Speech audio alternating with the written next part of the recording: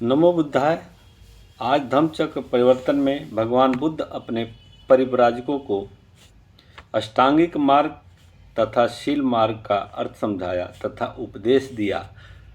बुद्ध ने कहा इस मार्ग के 8 अंग हैं जिसे अष्टांगिक मार्ग कहते हैं। बुद्ध ने सर्वप्रथम सम्मा दृष्टि सम्यक दृष्टि की व्याख्या की जो अष्टांगिक मार्ग के प्रथम है और प्रधान है। सम्यक बुद्ध ने परिव्राजकों से दृष्टि का महत्व समझाने के लिए कहा। तब उन्होंने कहा, हे परिव्राजकों, तुम्हें इसका बोध होना चाहिए कि यह संसार एक कारागाह है और आदमी इस कारागाह में एक कैदी है। इस कारागाह में इतना अधिक अंधकार है कि यहाँ कुछ भी दिखाई नहीं देता। कैदी को यहाँ तक दिखाई नहीं देता कि वह कैदी है। इतना ही नहीं कि बहुत अधिक समय तक इस अंधेरी कोठरी में ही पड़े रहने के कारण आदमी एकदम अंधा हो गया हो, बल्कि उसे इस बात में भी बड़ा संदेह हो गया है कि प्रकाश नाम की कोई चीज़ भी कभी कभी हो सकती है। मन ही एक ऐसा साधन है जिसके माध्यम से आदमी को प्रकाश की प्राप्ति हो सकती है, लेकिन इन कारागाह वासियों के दिमाग की भी अवस्था ऐसी नहीं है कि यह उद्देश्य पूरा हो सके।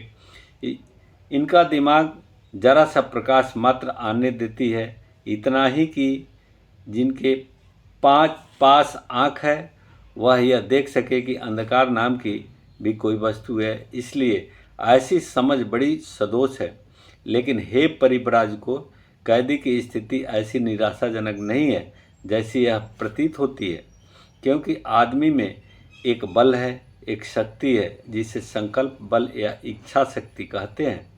जब आदमी के सम्मुख कोई उपयुक्त आदर्श उपस्थित होता है तो इस इच्छा शक्ति को जागृत और क्रियाशील बनाया जा सकता है।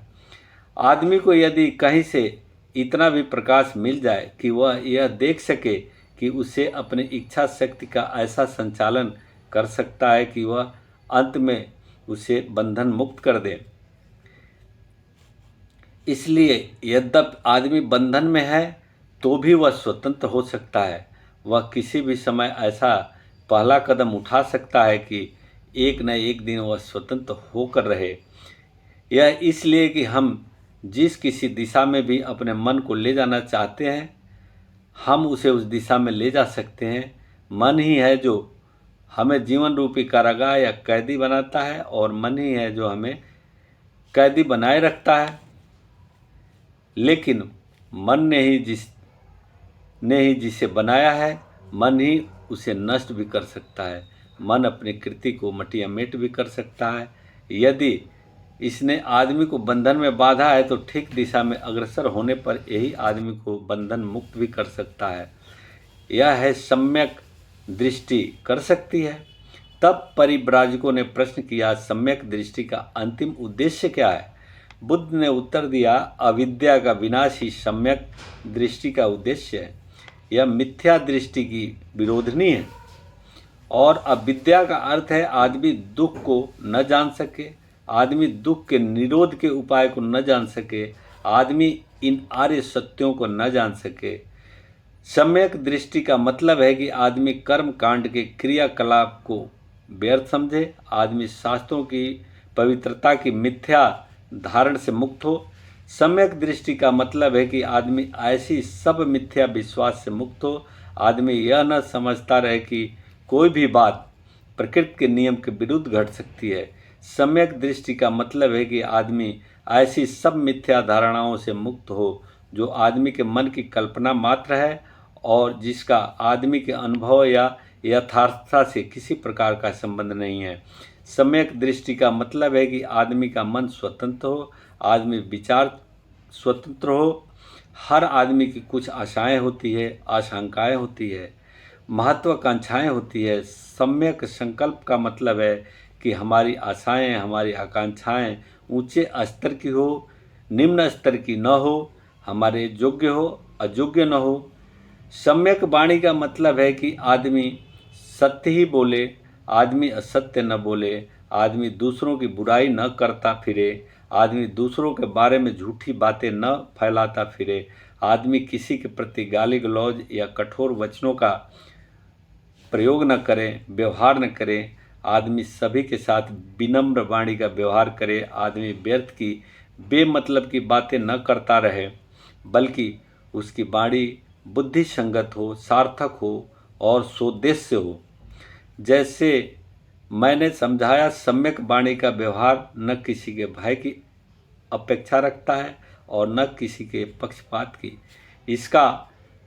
इससे कुछ भी संबंध नहीं होना चाहिए कि कोई बड़ा आदमी उसके बारे में क्या सोचने लगेगा अथवा सम्यक वाणी के व्यवहार से उसकी क्या हानि हो सकती है। सम्यक वाणी का मापदंड न किसी ऊपर के आदमी की आज्ञा है और न किसी व्यक्ति को हो सकने वाला व्यक्तिगत लाभ।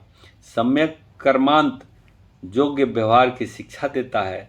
हमारा हर कार्य ऐसा हो जिसके करते समय हम दूसरों की भावनाओं और अधिकारों का ख्याल रखें।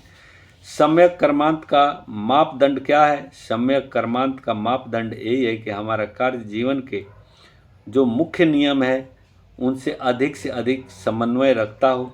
जब किसी आदमी के कार्य इन नियमों से समन्वय रखते हो तो उन्हें हम सम्यक कर्म कह सकते हैं।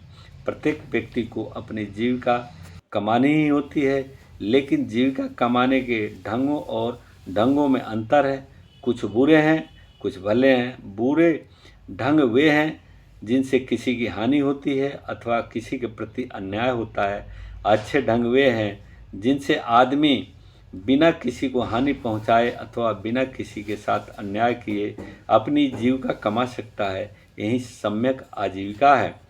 सम्यक व्यायाम अविद्या को नष्ट करने के प्रयास की प्रथम सीढ़ी है।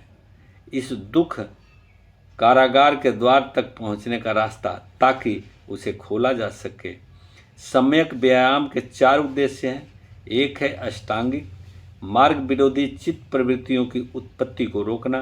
दूसरा है ऐसी चित्त प्रवृत्तियों को दबाना जो उत्पन्न हो गई हो। तीसरा है चित्त प्रवृत्तियों को उत्पन्न करना जो अष्टांगिक मार्ग की आवश्यकता की पूर्ति में सहायक हो। चौथा है ऐसी उत्पन्न चित्त प्रवृत्तियों में और भी अधिक वृद्धि करना तथा उनका विकास करना। सम्यक स्मृति का मतलब है हर बात पर ध्यान दे सकना। यह मन की सतत जागरूकता है। मन में जो अकुशल विचार उठते हैं उनकी चौकीदारी करना सम्यक स्मृति का ही एक दूसरा नाम है।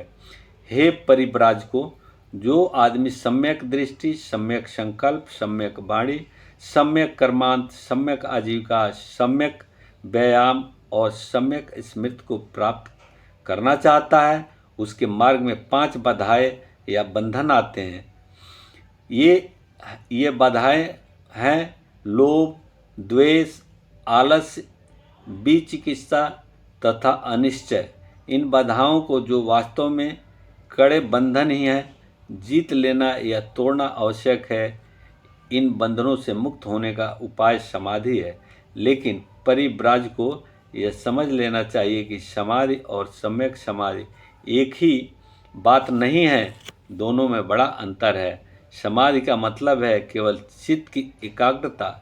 इसमें संदेह नहीं कि इससे वैसे ध्यानों को प्राप्त किया जा सकता है कि जिसके रहते ये 5 संयोजन या बंधन स्थगित रहते हैं, लेकिन ध्यान की ये अवस्थाएं अस्थायी है, इसलिए संयोजन या बंधन भी अस्थायी तौर पर ही स्थगित रहते हैं। आवश्यकता है चित्त में अस्थायी परिवर्तन लाने की। इस प्रकार का अस्थायी परिवर्तन सम्यक समाधि के द्वारा ही लाया जा सकता है। खाली समाधि एक नकारात्मक स्थिति है, क्योंकि यह इतना ही तो करती है कि संयोजनों को अस्थायी तौर पर स्थगित रखे। इसमें मन का अस्थायी परिवर्तन निहित नहीं है। सम्यक समाधि एक भावनात्मक वस्तु है।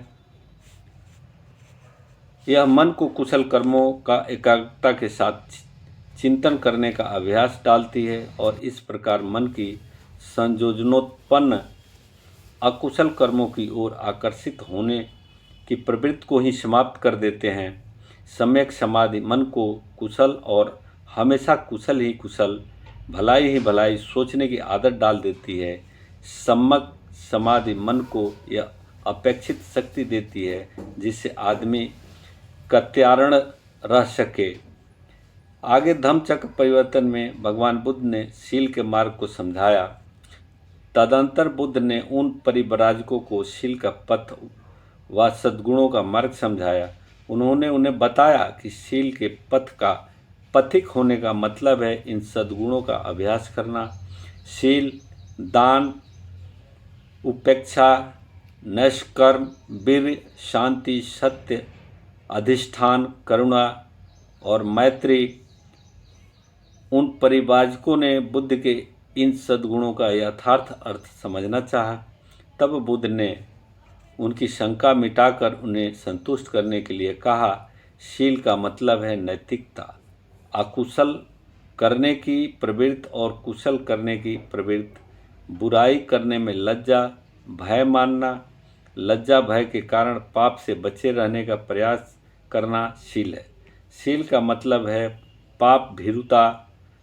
नैष्कर्म्य का मतलब है सांसारिक काम भोगों का त्याग। दान का मतलब है बदले में किसी भी प्रकार के स्वार्थ पूर्ति की आशा के बिना दूसरों की भलाई के निमित्त अपनी संपत्ति का ही नहीं, अपने रक्त, अपने शरीर के अंगों, यहाँ तक कि अपने प्राणों तक का बलिदान कर देना है। वीर्य का मतलब है सम्यक प्रयत्न। जो कुछ एक बार करने का निश्चय कर लिया अथवा जो कुछ करने का संकल्प कर लिया उसे अपनी पूरी सामर्थ्य से करने का प्रयास करना और बिना उसे पूरा किए पीछे मुड़कर नहीं देखना। शांति का मतलब है क्षमाशीलता।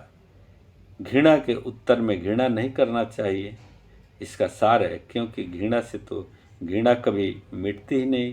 क्षमाशीलता से घृणा का मर्दन होता है। सत्य का मतलब है मृषाभाषी न होना। आदमी को कभी झूठ नहीं बोलना चाहिए, उसे सत्य और केवल सत्य ही बोलना चाहिए। अधिष्ठान का मतलब है अपने उद्देश्य तक पहुंचने का दृढ़ निश्चय। करुणा का मतलब है सभी मानवों के प्रति प्रेम भरी दया। मैत्री का मतलब है कि सभी प्राणियों के प्रति भातृ भावना हो। मित्रों के प्रति ही नहीं, शत्रुओं तक के प्रति, आदमियों के प्रति ही नहीं, सभी विश्वशेष प्राणियों के प्रति। उपेक्षा का मतलब है अनासक्ति। यह दूसरों के सुख दुख के प्रति निरपेक्ष भाव रखने से सर्वथा भिन्न वस्तु है। यदि चित्त की वह अवस्था है जिसमें प्रिय अप्रिय कुछ नहीं है, फल कुछ भी हो, उसकी ओर से निरपेक्ष रहकर साधना में रत रहना। इन सद्गुणों का आदमी को अपनी पूरी सामर्थ्य भर अभ्यास करना चाहिए, इसलिए उन्हें पारमिता कहा गया है। अपने धर्म के उपदेश देकर और उसकी सम्यक व्याख्या करके बुद्ध ने परिव्राजकों से प्रश्न किया, क्या आदमी के चरित्र की पवित्रता ही संसार की भलाई की आधारशिला नहीं है? इसका उत्तर था हाँ, यह ऐसी ही है। और फिर बुद्ध ने पूछा, क्या ईर्ष्या, राग, अज्ञान, हिंसा, चोरी, व्यभिचार और असत्य चरित्र की पवित्रता की जड़ नहीं खोद देते? क्या व्यक्तिगत पवित्रता के लिए आवश्यक नहीं है कि आदमी में इतना चारित्रिक बल हो कि वह इस प्रकार की बुराइयों के बस में न आ सके? यदि किसी आदमी में व्यक्तिगत पवित्रता ही नहीं है तो वह जन कल्याण कैसे कर सकता है? उनका उत्तर था हाँ, यह ऐसा ही है। और आदमी दूसरों को अपना गुलाम बनाना, दूसरों को अपने वश में रखना क्यों चाहते हैं? आदमी दूसरों के सुख दुख की ओर से उदासीन क्यों है? क्या यह इसलिए नहीं कि एक आदमी दूसरे के प्रति योग्य व्यवहार नहीं करता? उनका उत्तर था हाँ, यह ऐसा ही है। तो क्या अष्टांग मार्ग का अनुसरण, सम्यक दृष्टि, सम्यक संकल्प, सम्यक वाणी, सम्यक आजीविका, सम्यक कर्मांत, सम्यक व्यायाम, सम्यक स्मृति, सम्यक समाधि, संक्षेप में सधम्म के अनुसार जीवन यापन, यदि प्रत्येक उस पथ पर चलें, उस सारी अमानवता का, उस सारे अन्याय का जो एक आदमी दूसरे के प्रति करता है, अंत नहीं कर देगा? उसका उत्तर था हाँ, ऐसा ही है। अब शील या सद्गुणों का उल्लेख करते हुए कहा, क्या अभावग्रस्तों का अभाव दूर करने के लिए, क्या दरिद्रतों की दरिद्रता दूर करने के लिए और सामान्य जन कल्याण करने के लिए दान आवश्यक नहीं है? क्या जहाँ कष्ट है जहाँ दरिद्रता है उधर ध्यान देकर उसे दूर करने के लिए करुणा की आवश्यकता नहीं है? क्या निस्वार्थ भाव से काम करने के लिए निष्काम भाव की आवश्यकता नहीं है? क्या व्यक्तिगत लाभ न होने पर भी सतत प्रयत्न में लगे रहने के लिए लगने उपेक्षा की आवश्यकता नहीं है? क्या आदमी से प्रेम करना आवश्यक नहीं है? उनका उत्तर था हाँ। मैं एक कदम आगे बढ़कर कहता हूँ, प्रेम करना पर्याप्त नहीं है। जिस चीज़ की आवश्यकता है वह मैत्री है। प्रेम की अपेक्षा इसका क्षेत्र व्यापक है। इसका मतलब है न केवल आदमियों के प्रति मैत्री बल्कि प्राणी मात्र के प्रति मैत्री। यह आदमियों में ही सीमित नहीं है। क्या ऐसी मैत्री अपेक्षित नहीं है? इसके अतिरिक्त दूसरी कौन सी चीज़ है जो सभी आदमियों को वह सुख प्रदान कर सके जो सुख आदमी अपने लिए चाहता है? आदमी का चित्त पक्षपात रहित रहे, सभी के लिए खुला, सभी के लिए प्रेम और घृणा, किसी से भी नहीं। उन सब ने कहा हाँ, लेकिन इन सद्गुणों के आचरण के साथ प्रज्ञा जुड़ी रहनी चाहिए। निर्मल बुद्धि। क्या प्रज्ञा आवश्यक नहीं है? परिव्राजक मौन रहे। उन्हें अपने प्रश्न का उत्तर देने के लिए मजबूर करने की दृष्टि से तथागत ने अपना कथन जारी रखा। उन्होंने कहा, भला आदमी हम उसी को कहेंगे जो कोई बुराई काम न करे, बुरी बात न सोचे, बुरे तरीके से अपनी जीविका न कमाए और मुंह से कोई ऐसी बात न निकाले जिससे किसी की हानि हो अथवा किसी को कष्ट पहुँचे। परिव्राजक बोले, हाँ यह ऐसा ही है, लेकिन क्या सत्कर्म भी एक अंधे की भांति किए जाने चाहिए? मैं कहता हूँ कि नहीं, यह पर्याप्त नहीं है। यदि यह पर्याप्त होता तो हम एक छोटे बच्चे के बारे में कह सकते हैं कि वह हमेशा भला है, क्योंकि अभी एक छोटा बच्चा यह भी नहीं जानता कि शरीर क्या होता है। वह लात चलाते रहने के अतिरिक्त और शरीर से कर ही क्या सकता है। वह यह भी नहीं जान सकता कि वाणी क्या है। वह चिल्लाने के अतिरिक्त और उसमें कोई बुरी बात कर ही नहीं सकता। वह यह भी नहीं जानता कि विचार क्या होता है। वह ज़्यादा से ज़्यादा प्रसन्नता के बारे में किलकारी भर सकता है। वह यह नहीं जान सकता कि जीविकार्जन क्या होता है। वह किसी बुरे तरीके से अपनी जीविका क्या कमा सकता है। वह अपनी माँ की छाती से दूध पीने के अतिरिक्त और कुछ जानता ही नहीं। इसलिए सद्गुणों का अनुसरण भी प्रज्ञापूर्वक होना चाहिए, अर्थात निर्मल बुद्धि के साथ। एक और कारण भी है जिसकी वजह से प्रज्ञा पारमिता इतनी अधिक महत्वपूर्ण और इतनी अधिक आवश्यक है। दान तो होना ही चाहिए, किंतु बिना प्रज्ञा के दान का भी दुष्परिणाम हो सकता है। करुणा तो होनी ही चाहिए, किंतु बिना प्रज्ञा के करुणा भी बुराई की समर्थन बन सकती है। सभी दूसरी परिमिताएं प्रज्ञा परमिता की कसौटी पर खरी उतरनी चाहिए। निर्मल बुद्धि का ही दूसरा नाम प्रज्ञा परमिता है। मेरी स्थापना है कि आदमी को अकुशल कर्म का ज्ञान होना चाहिए। अकुशल कर्म की उत्पत्ति किस प्रकार होती है, इसी तरह उसे कुशल कर्म का भी ज्ञान होना चाहिए। अकुशल कर्म की उत्पत्ति कैसे होती है, इसी प्रकार आदमी को अकुशल कर्म और अकुशल कर्म का भेद भी जानना चाहिए, स्पष्ट ज्ञात होना चाहिए। इस प्रकार के ज्ञान के बिना चाहे कम विशेष अपने में शुभ कर्म ही कुशल कर्म ही क्यों न हो, चाहे शुभ कर्म अपने में शुभ कर्म ही क्यों न हो, तब भी यथार्थ कुशल भाव या यथार्थ शुभ भाव नहीं ही है।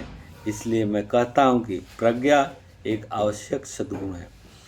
तब बुद्ध ने परिव्राजकों को इस प्रकार की प्रेरणा देते हुए अपना प्रवचन समाप्त किया। हो सकता है कि तुम मेरे धर्म को निराशावादी धर्म समझ बैठो, क्योंकि मैं आदमियों का ध्यान मानव जाति के दुख की ओर आकर्षित करता हूँ। मेरे धर्म के बारे में ऐसी धारणा बनाना गलती होगी। निस्संदेह मेरा धर्म दुख के अस्तित्व को स्वीकार करता है, किंतु यह उतना ही जोर उस दुख से दूर करने का भी देता है। मेरे धम्म में दोनों बातें हैं। इसमें मानव जीवन का उद्देश्य भी निहित है और यह अपने में आशा का संदेश भी है। इसका उद्देश्य है अविद्या का नाश, जिसकी मतलब है दुख के अस्तित्व के संबंध में अज्ञान का नाश। यह आशा का संदेश भी है क्योंकि यह दुख के नाश का मार्ग बताता है। क्या तुम इस सब से सहमत हो या नहीं? परिव्राजकों का उत्तर था हाँ। उन 5 परिव्राजकों ने यह तुरंत देख लिया कि यह वास्तव में एक नया धम्म है। जीवन की समस्या के प्रति इस नए दृष्टि कोण से वे इतने अधिक प्रभावित हुए कि सभी एक साथ कहने लगे, संसार के इतिहास में इससे पहले किसी भी धर्म के संस्थापक ने कभी यह शिक्षा नहीं दी कि दुनिया के दुख की स्वीकृति ही धर्म का वास्तविक आधार है। संसार के इतिहास में इससे पहले कभी किसी भी धर्म के संस्थापक ने यह दीक्षा नहीं दी कि दुनिया के इस दुख को दूर किया जा सकता है। संसार के इतिहास में इससे पहले कभी मुक्ति का ऐसा मार्ग नहीं सुझाया गया था जो इतना सरल हो, जो मिथ्या विश्वास और अपौरुषीय शक्तियों की मध्यस्थता से इतना मुक्त हो, जो इतना स्वतंत्र ही नहीं बल्कि जो किसी आत्मा या परमात्मा के विश्वास का इतना विरोधी हो, और जो मोक्ष लाभ के लिए मरणांतर किसी जीवन में विश्वास रखना या न रखना भी अनिवार्य न मानता हो। संसार के इतिहास में इससे पहले किसी ने भी कभी ऐसे धर्म की स्थापना नहीं की जिसका इल्हाम या ईश्वर वचन से किसी भी तरह का कुछ भी संबंध न हो और जिसके अनुशासन आदमी की सामाजिक आवश्यकताओं के अध्ययन के परिणाम हो और जो किसी ईश्वर की आज्ञाएं न हो। संसार के इतिहास में इससे पहले किसी ने भी कभी मोक्ष का यह अर्थ नहीं किया कि वह एक ऐसा सुख है जिसे आदमी धर्मानुसार जीवन व्यतीत करने से अपने ही प्रयत्न द्वारा यहीं इसी पृथ्वी पर प्राप्त कर सकता है। उन परिव्राजकों ने जब भगवान बुद्ध से उनके द्वारा उपदिष्ट नया सधम्म सुना तो इसी प्रकार अपनी भावनाओं की अभिव्यक्ति उन्हें लगा कि बुद्ध के रूप में उन्हें एक ऐसे जीवन सुधारक मिल गए हैं जिनका रोम रोम धर्म की भावना से ओतप्रोत है और जो अपने युग के बौद्धिक ज्ञान से सुपरिचित हैं, जिनमें ऐसी मौलिकता और साहस है वे विरोधी विचारों की जानकारी रखने के बावजूद मुक्ति के एक ऐसे मार्ग का प्रतिपादन कर सके जिस मुक्ति को यहीं इसी जीवन में आत्म साधना और आत्म संयम द्वारा प्राप्त किया जा सकता है। बुद्ध के लिए उनके वचन में मन में ऐसी असीम श्रद्धा उत्पन्न हुई कि उन्होंने उनके प्रति तुरंत आत्मसमर्पण कर दिया और प्रार्थना की कि बुद्ध उन्हें अपना शिष्य बना लें। बुद्ध ने उन्हें ए ही भिक्षुओं आओ कह करके भिक्षु संघ में दीक्षित कर लिया। वे पंचवर्गीय भिक्षु नाम से प्रसिद्ध हुए।